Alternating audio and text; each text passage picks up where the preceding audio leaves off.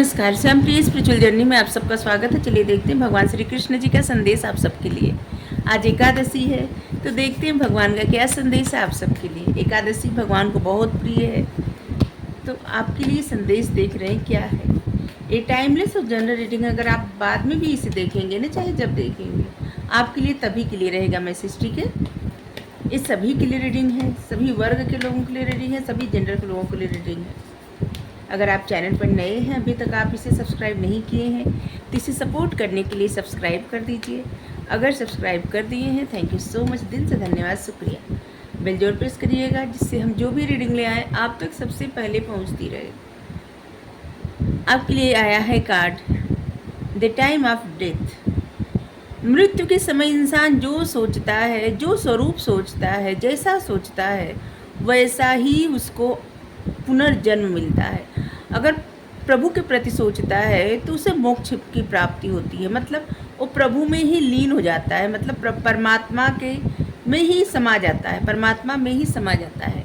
लेकिन अगर मनुष्य का ध्यान किसी भी चीज़ पे रहे, जैसे इंसान पे रहे, जानवर पे रहे, पशु पक्षी पे रहे, कीड़ा मकोड़ा पे रहे, तो वही फिर पुनर्जन्म उसी मतलब वैसा ही होता है। यहाँ पे भगवान ये भी बता रहे हैं कि आपके जीवन में किसी चीज़ का शुरुआत हो रहा है, कुछ खत्म हो रहा है और कुछ शुरुआत हो रहा है। कुछ ऐसी परिस्थिति समाप्त हो रही है और कुछ ऐसा आपको देखने को मिलेगा जिससे आपको काफ़ी अच्छा महसूस होगा। ऐसे लगेगा कि जैसे आपका एक पुनर्जन्म हुआ है, बहुत अच्छा।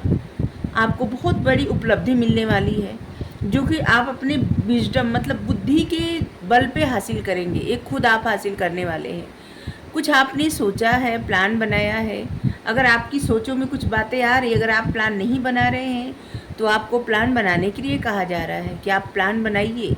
ये बहुत अच्छा समय है। इस समय जो भी आपकी लाइफ में टफ सिचुएशन था, उसका अब अंत हो रहा है और अब आपके लिए अच्छा समय है। और इसके लिए आप अच्छे से प्लानिंग करिए और फिर जो भी कदम उठाना है उठाइए, क्योंकि आप जिस तरफ एफर्ट करेंगे आपको वो चीज़ें मिल जाएंगी। भगवान आपको इनकरेजमेंट कर रहे हैं, मतलब आपको प्रोत्साहित कर रहे हैं कि अब आप आगे बढ़ने के लिए तैयार हैं। बस डरिए मत, डिले भी मत करिए, ठीक है। पूर्ण रूप से परमात्मा पे भरोसा करिए और आप जीवन में आगे बढ़िए। जो भी आपका लक्ष्य है उसे प्राप्त करने के लिए आप कदम बढ़ाइए। आपके लिए ऐसा भी मैसेज है कि आपको डरना नहीं चाहिए किसी चीज़ से। अगर आपको परमात्मा पे विश्वास है तो आपको डर लगना ही नहीं चाहिए, क्योंकि जब परमात्मा पे अटूट विश्वास होता है तो परिस्थिति कुछ भी हो, इंसान डरता नहीं है। उसको पता होता है कि भगवान कुछ भी बुरा नहीं करेंगे, क्योंकि वो तो करुणा के सागर है। वो कहाँ किसी के साथ कुछ बुरा करते हैं। हाँ, इंसान के जीवन में जो परिस्थितियाँ आती रहती है ना, उसको क्या होता है, अपने ही कर्मों का कुछ अच्छा बुरा फल मिलता रहता है। उसमें भगवान कुछ नहीं करते। आपको परमात्मा पे पूर्ण भरोसा करना चाहिए। वो आपके साथ हमेशा रहते हैं, हमेशा। हर एक सब कुछ इन्हीं से उत्पन्न होता है, इन्हीं से निकलता है और इन्हीं में समाहित हो जाता है। हमेशा ऐसा सोचना चाहिए कि इनमें समाहित होने की बजाय इनके करीब हो जाएं, ये ज़्यादा बेहतर है। क्योंकि आपकी सोल तभी प्रसन्न होती है जब इनके करीब हो, न कि इनमें समाहित। मृत्यु होने पर तो सभी इन्हीं में समाहित हो जाते हैं, सभी जानवर, पक्षी, इंसान, सब कुछ। लेकिन इंसान में ही वो क्षमता होती है, वो विजडम होता है, वो बुद्धि ज्ञान होता है जो इनके करीब हो सकता है। ये आप पे निर्भर है कि आप इनके बाद में इनमें समाहित होना चाहते हैं या फिर इनके करीब रहना चाहते हैं। इनके करीब रहिए, आपकी सोल तभी प्रसन्न रहेगी।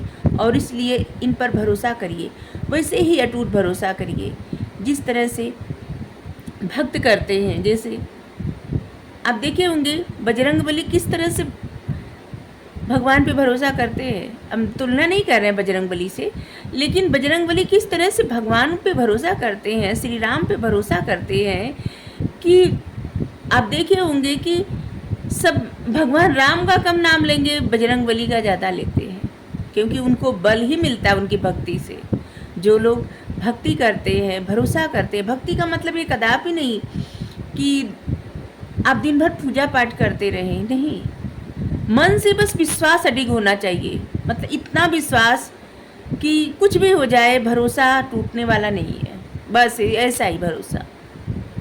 और फिर देखिए आपके अंदर भी वो बल, वो पावर आ जाएगा। कोई भी स्थिति हो, परिस्थिति हो, आपको डगमगा नहीं पाएगी। आप हमेशा आगे बढ़ने के लिए तत्पर रहेंगे, हमेशा ये आपके सारथी बनेंगे। जहाँ भी आपको आगे बढ़ाना होगा, आपको जिताना होगा, ये सारथी बन जाएंगे आपके, जैसे अर्जुन जी के सारथी बने थे। ये हमेशा आपको हर परिस्थिति से बाहर निकाल देंगे, ऐसी परिस्थिति से जहाँ जो आपके अनुकूल नहीं रहेगी, जो आप डिजर्व नहीं करते, उन सारी परिस्थितियों से आपको बाहर ले जाएंगे। भगवान ये भी कह रहे हैं कि हर इनका जो जितना स्वरूप है, वो स्वरूप जितना दिया गया है ना, ये सारा स्वरूप आपको कुछ न कुछ सिखाता है, कुछ न कुछ सिखाता है। कहीं आप देखे होंगे कि किसी का गर्व गुरूर तोड़ने के लिए एक परशुराम जी बन जाते हैं, और कहीं आप देखे होंगे कि मानवता का पाठ पढ़ाने के लिए भगवान रामचंद्र जी बन जाते हैं। और कहीं आप देखे होंगे कि छल कपट से निपटने के लिए, तमाम तरह के षड्यंत्र से बचाने के लिए, तमाम तरह के राजनीतिक गुणों वाले श्री कृष्ण के देखे होंगे, मतलब जो सुने होंगे, जानते होंगे। और भगवान ऐसे भी बने, यहाँ भी वामन अवतार भी है भगवान का, जहाँ पे एकदम छोटे से बालक हो जाते हैं, बौने, और वहाँ पे बताते हैं, क्योंकि वो चाहते तो बलि को 1 मिनट में हरा देते, 1 सेकेंड में हरा देते, लेकिन राजा बलि का दिल जीतने के लिए वो वामन अवतार लिए, क्योंकि भगवान ये सिखाए कि किसी का दिल जीतने के लिए उससे छोटा बनना पड़ता है, ना कि बड़ा बन के कोई दिल नहीं जीत पाता। और इसलिए अगर आप कुछ भी, जैसे ज्ञान हासिल करना है आपको, तो आप छोटा बनिए, ऐसे अज्ञानी बनिए। आपको ज्ञान चाहिए तो अज्ञानी बनिए, क्योंकि आपको ऐसा लगेगा कि आपके पास बहुत ज्ञान है, तो फिर आप ज्ञान हासिल नहीं कर पाएंगे। अगर आपको लगेगा आप बहुत बुद्धिमान हैं, तो आपको उस प्रकार की बुद्धि कभी नहीं मिल पाएगी जिस प्रकार की बुद्धि आपको आगे मिल सकती है। जिस इंसान को जब लगता है कि उसको सब कुछ पता है, तब वो कुछ सीख नहीं पाता, और जिसके जीवन में कोई परिस्थिति नहीं आती, वो कभी भी आगे नहीं बढ़ पाता, क्योंकि जो परिस्थिति आती है उसे सिखाती है, तोड़ती नहीं, आगे के लिए उसे स्ट्रांग बना के जाती है, आगे लड़ने के लिए तैयार करके जाती है। और भगवान किससे रीझते हैं? इनके पास तो सब है, मुक्ति भी दिलाते हैं, इनके पास शक्ति भी है, लेकिन ये रीझते किस चीज़ से हैं? भक्ति से। और अगर आपके मन में इनके क्या कर रहे हैं, अगर आपके मन में इनके प्रति अटूट विश्वास है, तो यकीन करिए ये कभी भी आपका विश्वास टूटने नहीं देंगे। ये सच है। आप देखेंगे अगर आप अटूट विश्वास कर रहे हैं ना, परिस्थिति कुछ भी हो, कभी भी मन विचलित नहीं होगा, डर नहीं लगेगा किसी बात से, एकदम अच्छा लगेगा, कुछ भी हो जाए कोई फ़र्क नहीं पड़ेगा। और ये हम अपने अनुभव से सच में कर रहे हैं। पहले हम छोटी छोटी बातों से डर जाते थे, छोटी छोटी बातों से, लेकिन अभी ऐसा, मतलब इतने समय तक हॉस्पिटल में थे और हमें ज़रा भी डर नहीं लगा किसी बात का। नहीं, कभी भी अपनी बीमारी से, किसी की भी बीमारी से हमको इतना डर लगता था कि हमको पहले से एंजाइटी हो जाती थी, हमको प्रॉब्लम होने लगती थी, हम डरने लगते थे, रोने लगते थे। लेकिन अभी जिसे लगता है सब समय एक समान है, कुछ भी हो,